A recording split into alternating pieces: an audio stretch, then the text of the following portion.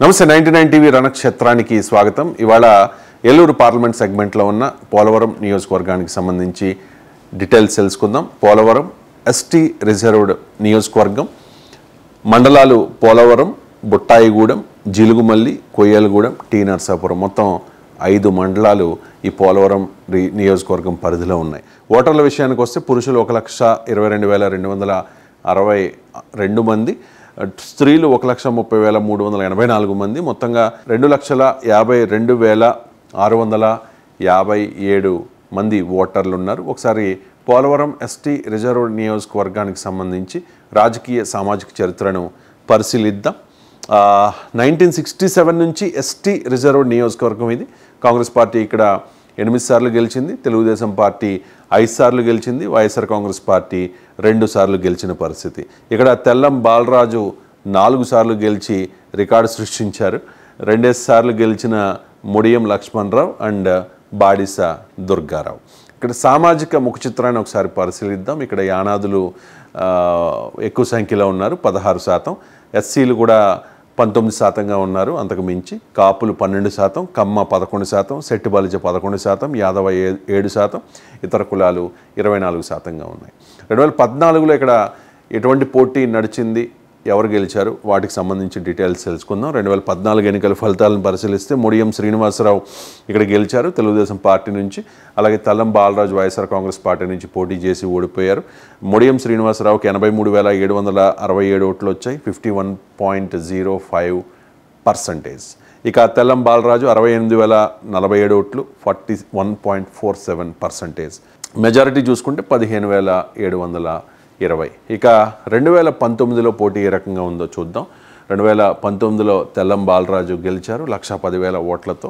అలాగే బోరగం శ్రీనివాసులు 68,000 ఓట్లు మాత్రమే తెచ్చుకున్నారు. 40,000 ఓట్ల భారీ మెజారిటీతో తెల్లం బాలరాజు ఇక్కడ గెలుపొందిన పరిస్థితి. ఇప్పుడు ఎవరు బరిలో ఉన్నారు అంటే తెల్లం బాలరాజు బరిలో లేరు, తెల్లం రాజలక్ష్మి బాలరాజు వాళ్ళ మిస్సెస్ పోటీలో ఉన్నారు. మరి కూటమి తరపున జనసేన పార్టీ ఇక్కడ టికెట్ దక్కించుకుంది. ఆయన పేరు చిర్రా బాలరాజు. చిర్రా బాలరాజుకి అక్కడ జనసేన పార్టీ అవకాశం కల్పించింది. ఇక తెల్లం రాజలక్ష్మి వైఎస్ఆర్ కాంగ్రెస్ పార్టీ అభ్యర్థి, పోలవరం నియోజకవర్గానికి సంబంధించి ఒకసారి డీటెయిల్స్ చూద్దాం. 4 సార్లు గెలిచిన తెల్లం బాలరాజు భార్య, వృత్తిరీత్యా టీచర్, స్థానికంగా మంచి పేరుంది. భర్త 2014 మినహా వరుస విజయాలు సాధించడంలో తెల్లం రాజలక్ష్మి కీలక పాత్ర వహించారు. అలాగే ప్రత్యర్థి కరాటం కుటుంబీకుల కీలుబొమ్మ అనే ప్రచారం జరుగుతోంది. అది వైఎస్ఆర్ కాంగ్రెస్ పార్టీకి లాభించే అవకాశం ఉంది. ఇక చిర్రా బాలరాజు జనసేన పార్టీ నుంచి అభ్యర్థిగా ఉన్నారు. పోలవరం నియోజకవర్గానికి సంబంధించి వ్యవసాయ కుటుంబం నుంచి వచ్చారు. వివాద రహితుడు, ఆర్థిక బలం అస్సలు లేదు, కొద్దిపాటి పరిచయాలు మాత్రమే ఉన్నాయి. జనసేన అభ్యర్థి. ఏజెన్సీ కింగులుగా పేరున్న కరాటం కుటుంబీకుల ఆశీస్సులు ఉన్నాయి.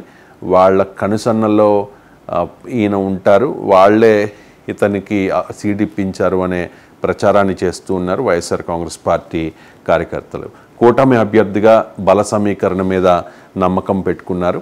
ఇక తెల్లం బాలరాజు మీద ఉన్న కొద్దిపాటి చెడ్డ పేరును తుడిచిపెట్టేందుకు భార్యకు సీట్ ఇచ్చారనే ప్రచారం జరుగుతోంది. ఇదే ప్రతిపక్షాలు అస్త్రంగా చేసుకున్నాయి. తెల్లం బాలరాజు 4 సార్లు ఎమ్మెల్యేగా గెలిచారు కాబట్టి కాస్త వ్యతిరేకత ఉంటుంది. కాబట్టి ఆ వ్యతిరేకతను పోగొట్టుకోవాలనేది ఒకటి, దానికి తోడు మహిళ అనే ఒక సెంటిమెంట్ వర్కౌట్ అవుతుందనే ఉద్దేశంతో కుటుంబంలో భార్యకు ఆయన టికెట్ ఇప్పించుకున్నారనే ప్రచారం జరుగుతోంది. దాన్నే ఇప్పుడు అస్త్రంగా చేసుకుని ప్రతిపక్షాలు ఆరోపణలు గుప్పిస్తూ ఉన్నాయి. మహిళకు అవకాశం ఇచ్చారనే సానుకూల ప్రచారం కూడా జరుగుతోంది.